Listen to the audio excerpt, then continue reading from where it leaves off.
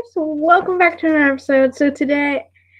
Hey guys, welcome back to another episode. So today, I'm going to be finishing up chapter 2 of Chasing Light, and starting chapter 3 hopefully. And also ignore this is part of a hair thing, so just ignore it. Hope you guys enjoy. Oh, and if you have not listened to chapter 1 of Chasing Light or chapter 2, whose 2 parts so far, then I highly suggest you go check it out. One is a live stream, and the other 2 are just videos. I hope you guys enjoy. Okay, let's begin.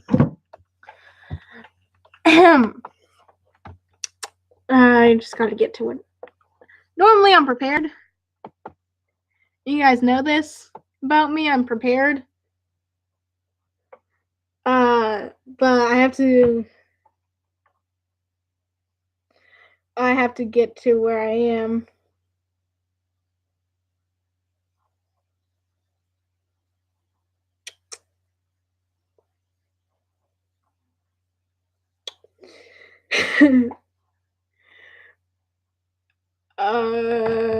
He flashed to a chair beside her. She blinked, and he was on her left. His scars were like looking at toasted bread through a microscope, and she fought the primal urge to make a face at the close-up. She was being given. "What's Mommy working on?" he demanded. The question was lemon bright on the outside, sour on the inside. Thinly coated by Barry's teasing, motivated by Salvatore's general concept towards her and the entire team. Caitlin closed her eyes for a moment. Her heart was pounding so loudly. He heard it, and fed on the fear of him that was still all too present. "Calm your nerves. Come on, deep breaths. 1, 2, 3, 4, 5, 6. Salvatore snapped, his fingers inching from her ears over and over. "Hey!" Caitlin felt the wheels of her chair roll 3 paces from his, heels shuffling across the floor to put distance between them at all. The sound of his hand anywhere near her head. Her eyes snapped open. Salvatore paused, arms still aloof, to snap one more time, some more, as if movement surprised him. His face was very intellectual. Told her it didn't. He shifted back to the relaxed, tired teenager posture so fond of. It's kind of rude to shut down and count to 10 when someone's talking to you. Don't you agree, Dr. Snow? Caitlin felt, rather than saw Cisco turn to look at them. Her gaze traveled all over Salvatore's face, but it gave away nothing. She shouldn't have been so startled by his words, but she couldn't help it. She knew the answer, and yet, how did... Come on, Caitlin. Salvatore raised his eyebrows, adding tone adding really to the response. The corners of his mouth curled into another horrible grin. "Who taught you that?" It was the smile every time. It froze her blood. What he was implying had Caitlin shooting to her feet, unable to be that near to a fence she loved so well, to a face, she loved so well, and a gray voice she really, really hated. "Barry Allen taught me that," she snapped. Caitlin switched off the monitors and stormed out of the room. Yeah, we finally finished chapter 2. Alright, we are now moving on to chapter 3. Hope you guys will enjoy this.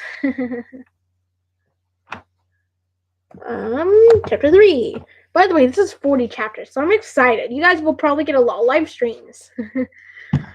The smell was what really bothered him. The smell of the cortex. It seemed like clean laundry, probably because of the care. Oh, by the way, guys, we are now switching to Savitar's point of view during this. It was kind of switch off on and on during certain chapters. So yeah, sorry, I forgot to mention that. Anyways, back to reading. Because of the care Cisco gave to the Flash suit, it smelled like Big Belly Burger, particularly around the main desk, where Team Flash regularly ate on the go, bouncing off ideas at each other. It smelled like Santa Canteen in Caitlin's wing of Operation Liquid's Astayish. I'm sorry, I can't pronounce half of these words. For the alien hero, it smelled like home. The smell that hit him when he woke up each day in Star Labs after accepting Team Flash's help made him crazy. Well, crazier. It was familiar, an entity in the Speed Force kept him from that scent, and he needed the distance. Whenever he was in the Cortex now, forced to drink in that smell, suffocating him, it took him backwards, faster than anything else had. At the time, well, rather, it took him forward, backwards for him, forward for all of them. To the day he became who he was, the day everything inside him got sick. Every time he closed his eyes, Savitar saw their faces. Back when he was still being a copy, he still had been a copy of Barry in 2024, back when he was Barry Allen. In his own mind, he just had pulled off his red suit hood, looking over his own hands, his arms down over his body, not quite believing he was still alive. The only time remnant to survive. Moments ago, he watched the God of Speed slaughter the others his original self had created before the mental Clyde villain was shot into the Speed Force by Tracy's finally successful bazooka. The gun had worked. Not soon enough. Iris was already dead. But they had stopped him. At last, Savitar was defeated. 7 years too late. Barry Allen's last time remnant had gazed around the room, breathing hard, and the left of his face unfeeling and cracked, and caked into blood, from the fight he just helped finish. We did it, he breathed out, tasting the blood as it leaked open into his open mouth. It didn't matter. It was proven he was the Flash. He was flesh. He was flesh and bones. Savitar hadn't killed him too. 2024, Cisco Ramon was watching him with fascination, metal hands clicking as he rubbed them together the way he had in the old days, near his chin, when something was just so impossible he couldn't get over it. You're alive, Cisco had said, squinting through the remnant so he could tell he was excited. There was something else there, too. Wariness? Why had he looked at him like that? They won. Iris was avenged. It wouldn't bring her back, but at least her murderer hadn't gone off in the end. At least they could still do this for her. The hollow that had opened in Barry's since Iris's death was in the time remnant too. The black hole in his heart, sucking in everything that mattered anymore. If it was the original, it was in his time remnant. But after seeing the others massacred, not even 20 minutes ago, this remaining copy was too in awe of actual life. The many breaths he would get to take, stretching out before him to feel the hollow. Just for now, he was distracted from the pain. The real Barry, the one that had created the remnants, returned to the Cortex a moment later, lightning in his wake. He stared at the time remnant walking in a circle around him. He left one? Barry Allen. The Barry Allen of 2024 had sounded exhausted when he said it, drained, broken, as if it didn't really matter either way. Why? Cisco did not look at his old friend straight on, choosing instead to keep studying the time remnant. Not sure. Maybe it was an accident? He doesn't make accidents. Excuse me, that sounded out of breath. He doesn't make accidents, Barry had murmured, coming in close to his remnant. You can't stay here. That was how it began. You can't stay here. The remnant had appealed to Cisco. He knew 2024 Ramon was desperate to reform Team Flash after Barry Allen had shut it down. Iris's death marked the end of Central City's crime-fighting undergrounders because the Flash would not allow it to continue. Time Remnant had offered to rebuild, but for some reason Cisco wasn't interested. You're not the real Flash. You're not the real Flash, he had murmured, staring right into the duplicate's remaining eye, reassigned to hopelessness. You're not the real Flash. The Remnant remembered meeting Cisco. The first thing he had heard when he was dragged out of that 9-month coma was acute. Sing along to Poker Face. And when he opened his eyes, the smell of a lollipop and sight of friendly brown eyes had been waiting for him. The Remnant remembered the hugs and fist bumps. He remembered forgiving him for revealing the Flash's identity in an attempt to save his brother's life. He remembered supporting Cisco through his early days using his Vibe abilities. He remembered sharing burgers and going to movies. He may not have been the first Barry, but he remembers Cisco's loyalty and jokes and love. But Cisco didn't want him. Remnant had gone to Wally, who was still recovering at home from his own solo battle with Savitar, recovering from a shattered spine. After Iris's death, Wally West had been merged, willing to risk his own life to avenge his sister. He went after the god of speed himself. Day by day, his speech decreased. Day by day, he ate less and less, and he stopped moving from room to room in his wheelchair. Wally, it's me, Barry. The Remnant kept the mask on this time, stiffening his injuries as best he could, kneeling at Wally's chair, hands gripping the metal arms. Wally's eyes had focused on him, just for a moment, but it wasn't enough. He wouldn't say anything. He didn't seem to understand he was being spoken to. So the Remnant pulled off the hood. We won. We beat him. We beat Savitar, man. We got him. Wally, please.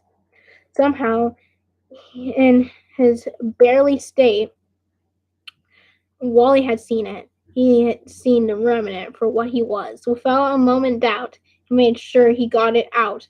2 long spaces between each word, as his mind struggled to stay present. His eyes, someone had taken in his monitor and aired out of him, so that the holes could be seen clearly. No, you're not my brother. You're not my brother.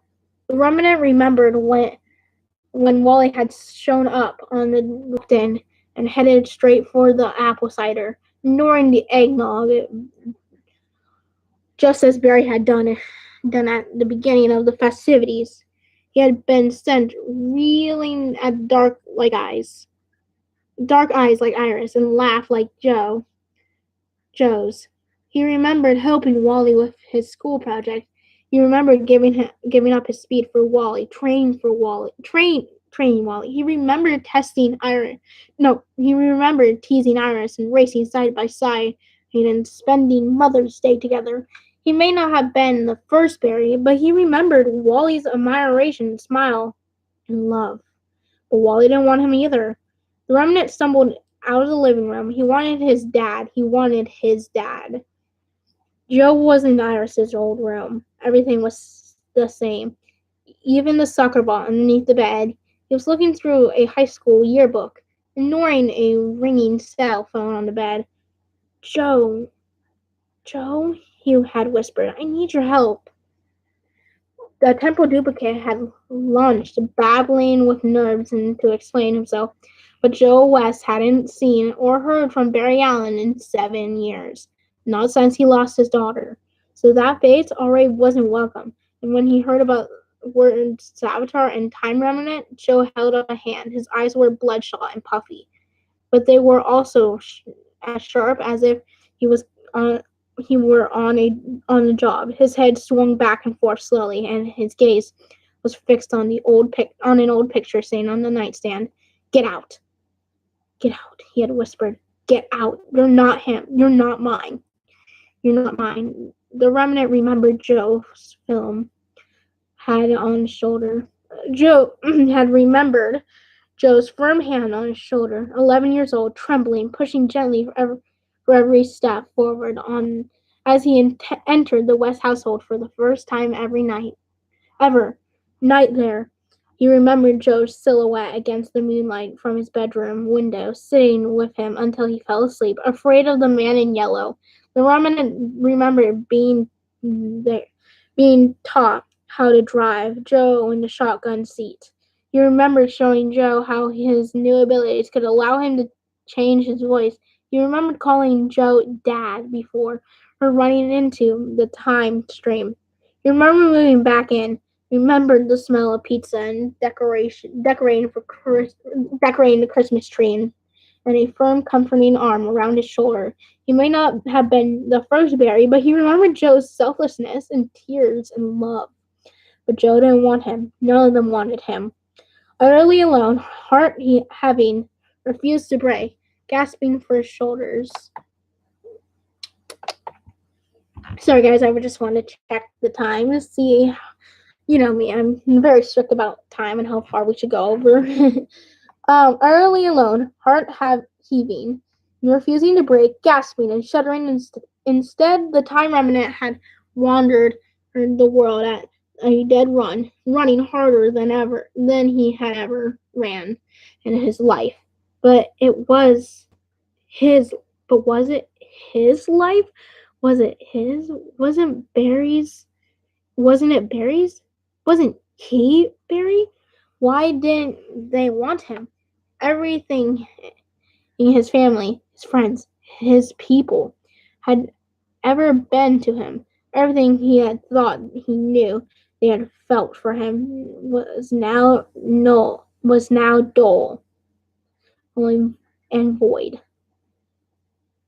It was spinning, too blurry to see anymore, like it hadn't been there at all. It was more than betrayal. It was just a lie. Even if he was a copy, a temporal duplicate, a time remnant, wasn't he still Barry Allen? Their Barry Allen?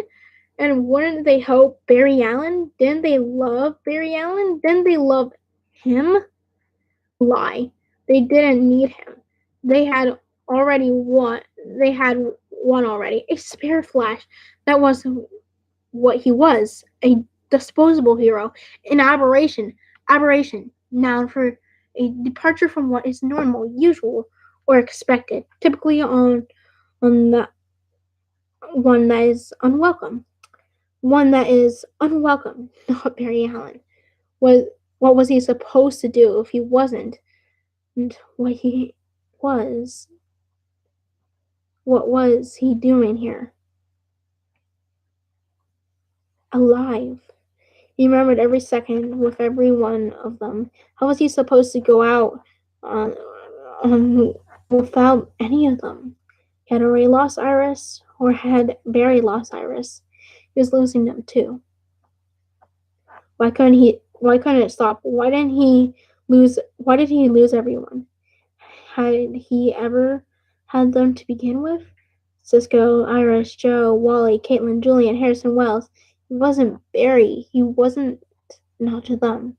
If he wasn't Barry Allen to them, who could he be?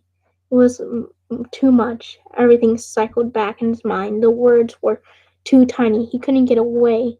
Time remnant, not Barry. He wasn't running like Barry. He felt the power and wind rush past his damaged face. but there wasn't color in it anymore.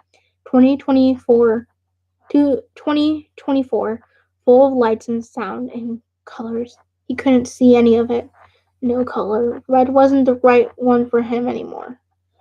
It was crackling him open. Should he go back and reason with them? Anger made the speed force zap and wither behind his good eye. They didn't deserve it. Was this how they had felt all along?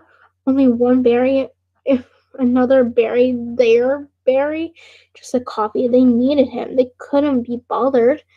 This was what he had been to them all along. They needed to be punished. It hurts. It hurt.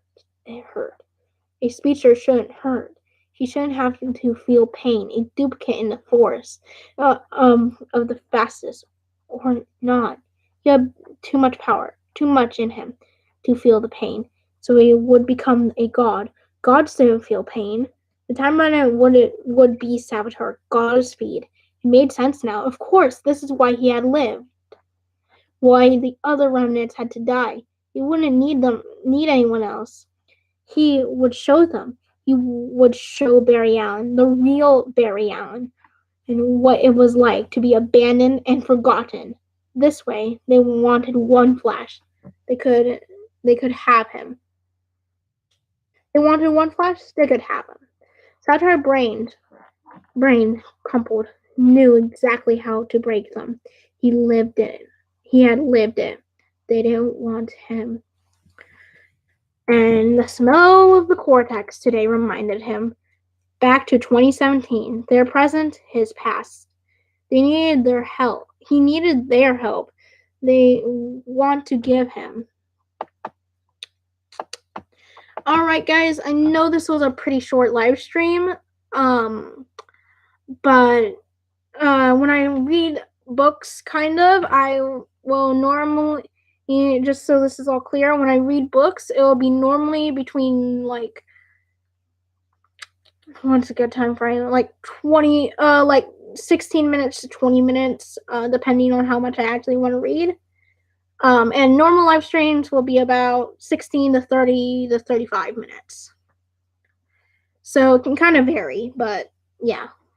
See you guys later. I hope you guys enjoyed this reading. Please comment there. Please like. Right. I hope I'm pointing right here. Right there. Please share it. Somewhere is over here. And yeah, hope you guys enjoy. I love reading Chasing Light to you guys. It is so much fun and I enjoy it. Yeah. See ya.